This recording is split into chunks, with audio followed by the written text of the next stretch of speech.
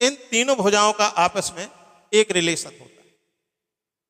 Suppose है, उदाहरण के लिए आप मान ले, जैसे कि देखिए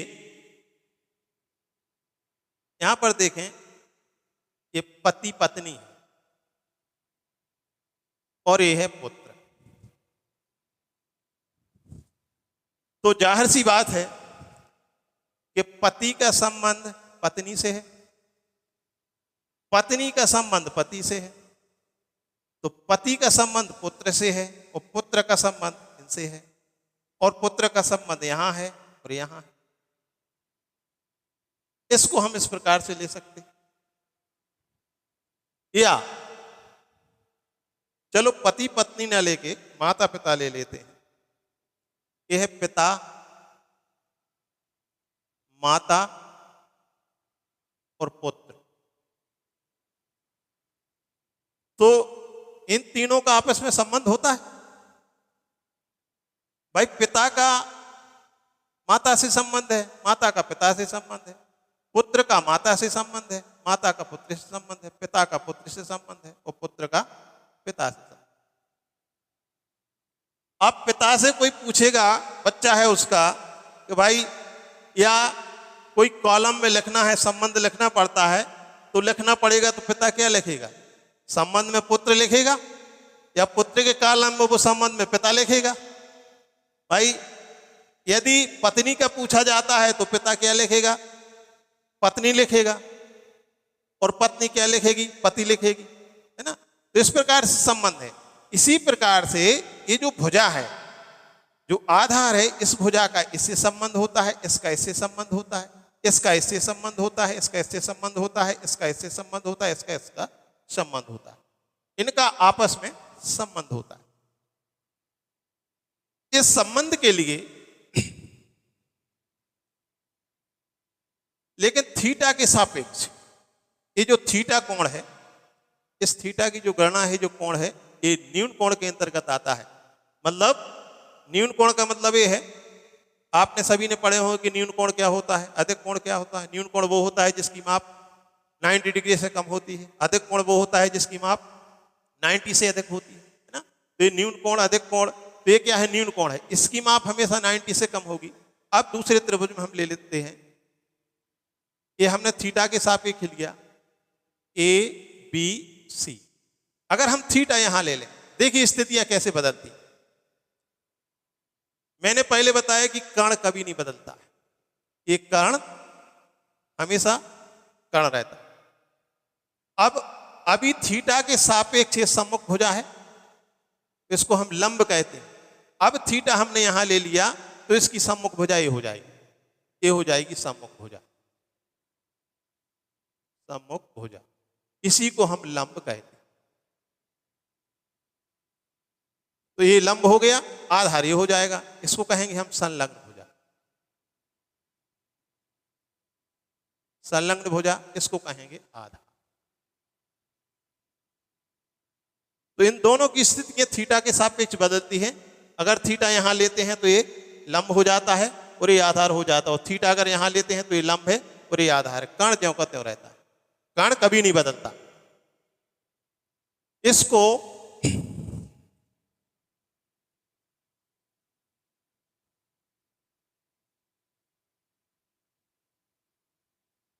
मिटा देते हैं, चलो दूसरा बना लेते हैं।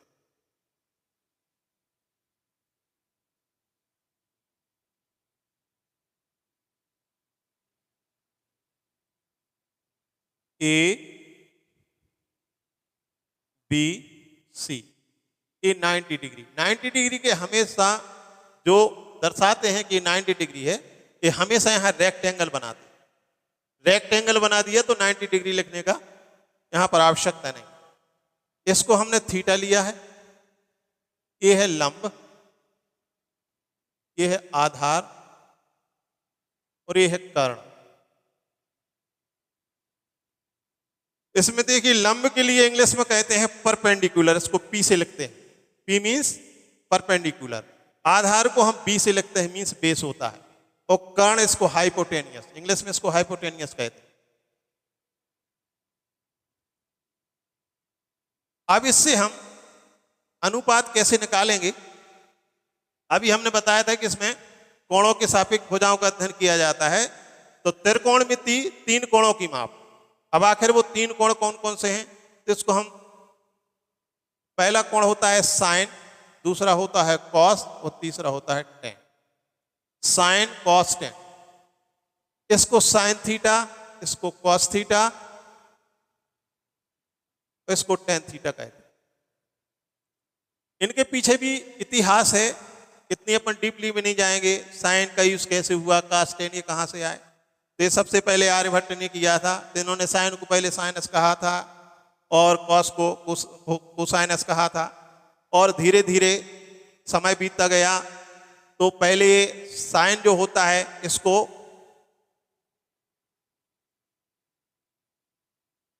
साइन इस प्रकार थे और कॉस को कोसाइन, और जो टेन होता है टेंजेंट, इसको टेंजेंट कहते हैं।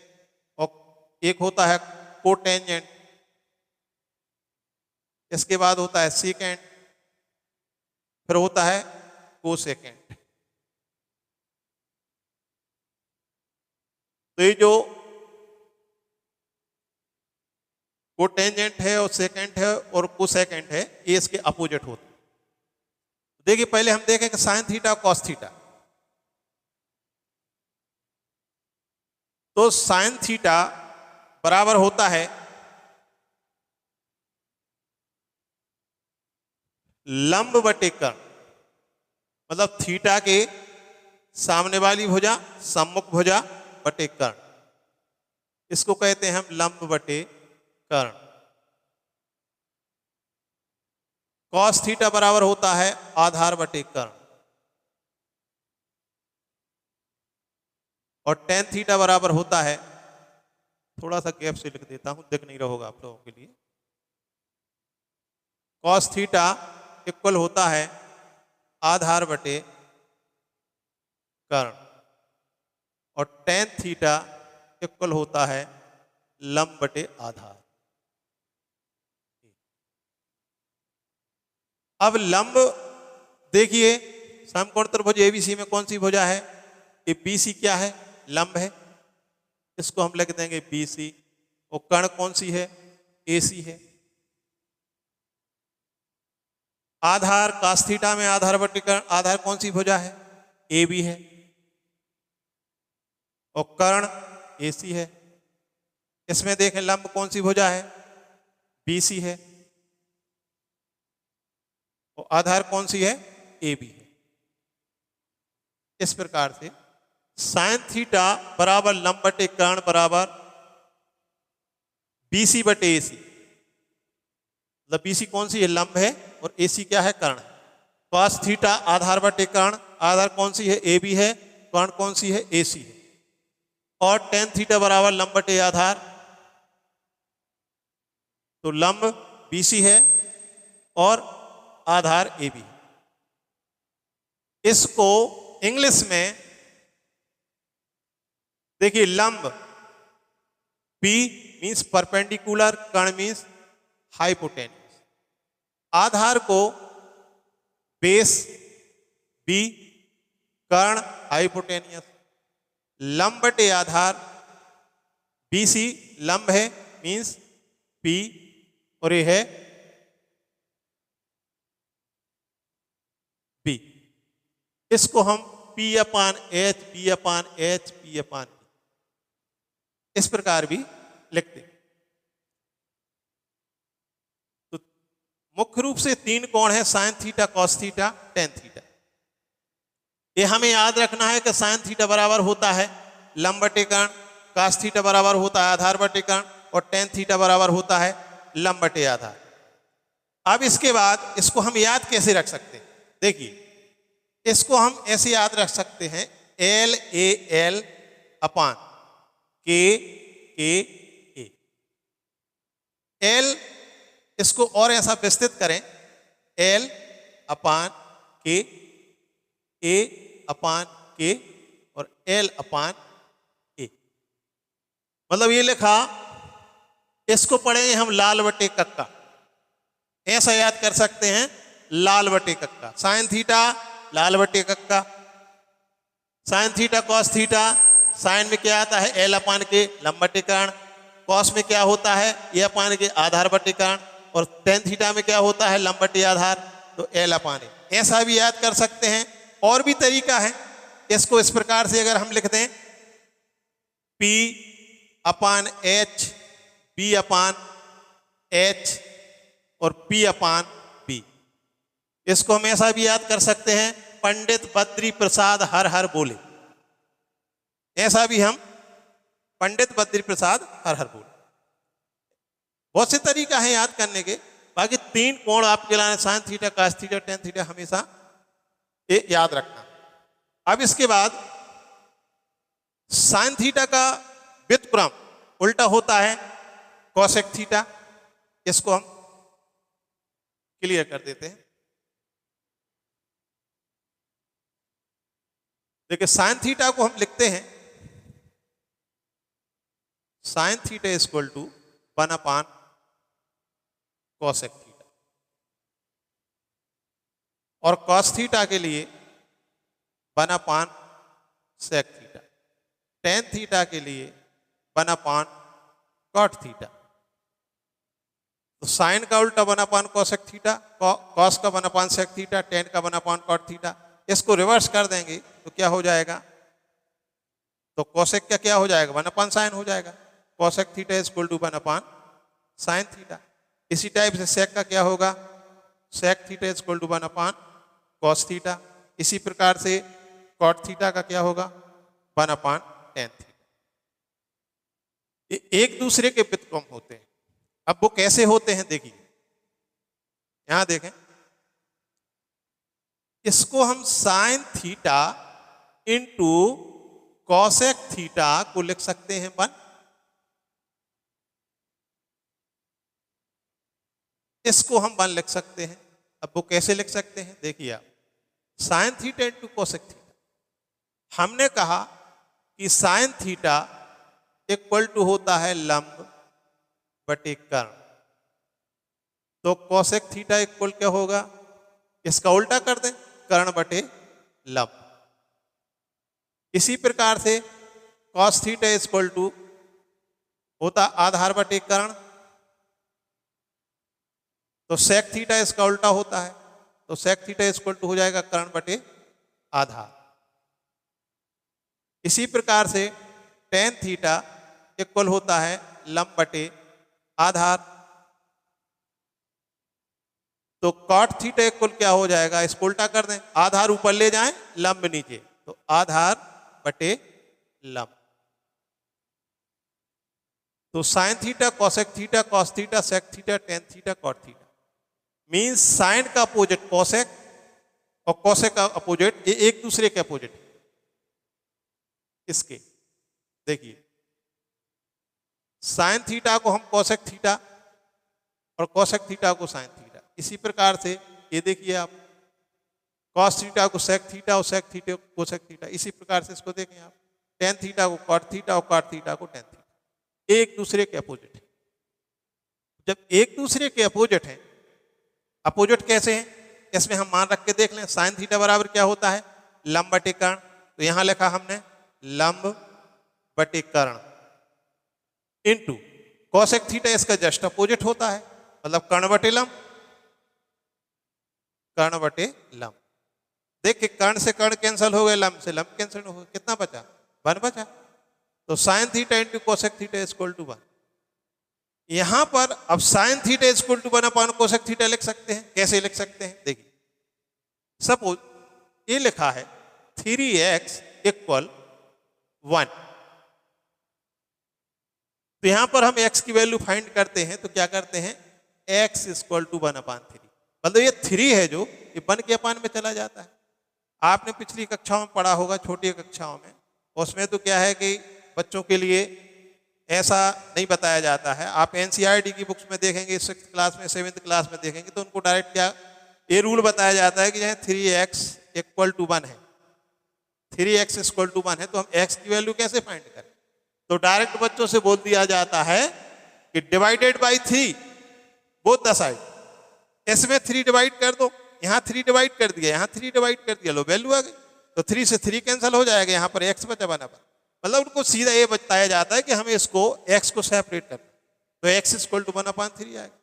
बाकी जैसे जैसे कक्षाएं बढ़ती जाती तो 10th क्लास में पर हमको इतना नहीं करते कि हर बार उसको डिवाइड करेंगे, डायरेक्टली वहां पर देख लो कि भाई यहाँ पर x है तो x के वैल्यू निकालेंगे तो 3 इसके अपान में चला जाता है। इसी प्रकार से यहाँ देखिए साइन थीटा की वैल्यू हम निकालेंगे तो क्या होगा, ये कॉस थीटा इसके अपान में आ जाएगा। वही मैंने लिखा है कि sine theta equal to 1/cosec theta. इसी टाइप से आप देखें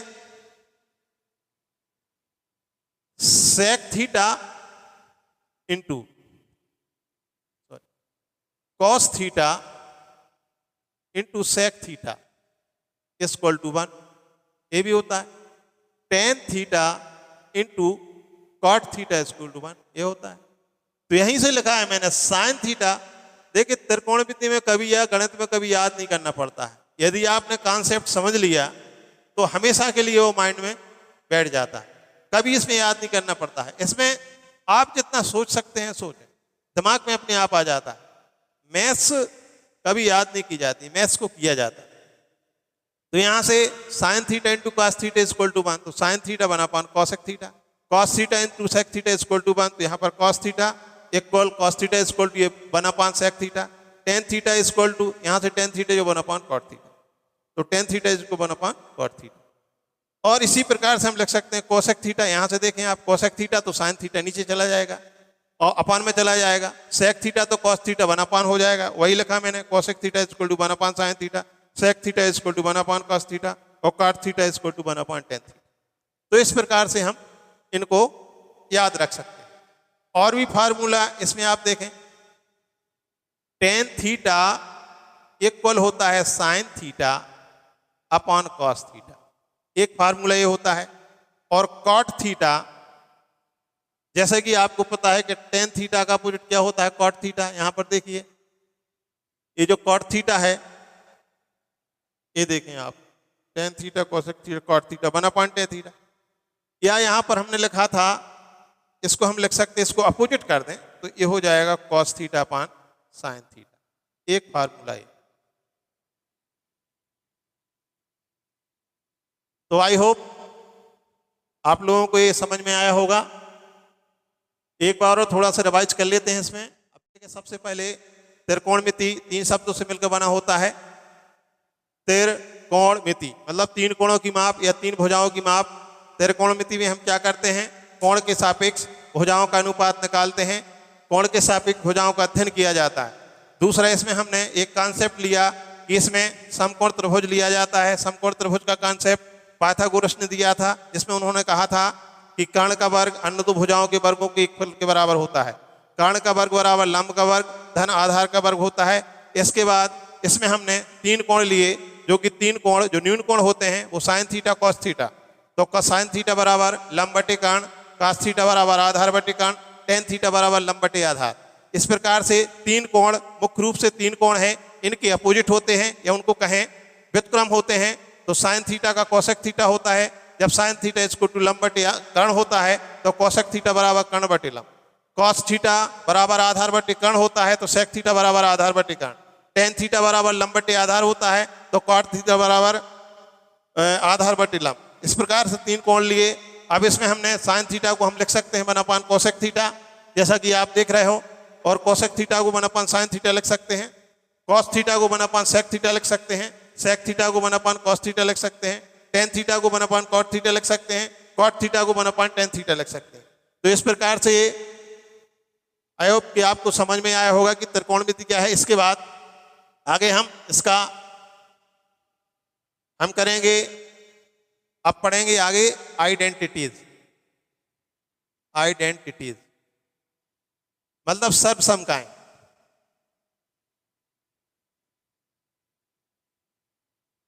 ये नेक्स्ट हम पार्ट 2 में लेके आएंगे। इसके लिए जब तक के लिए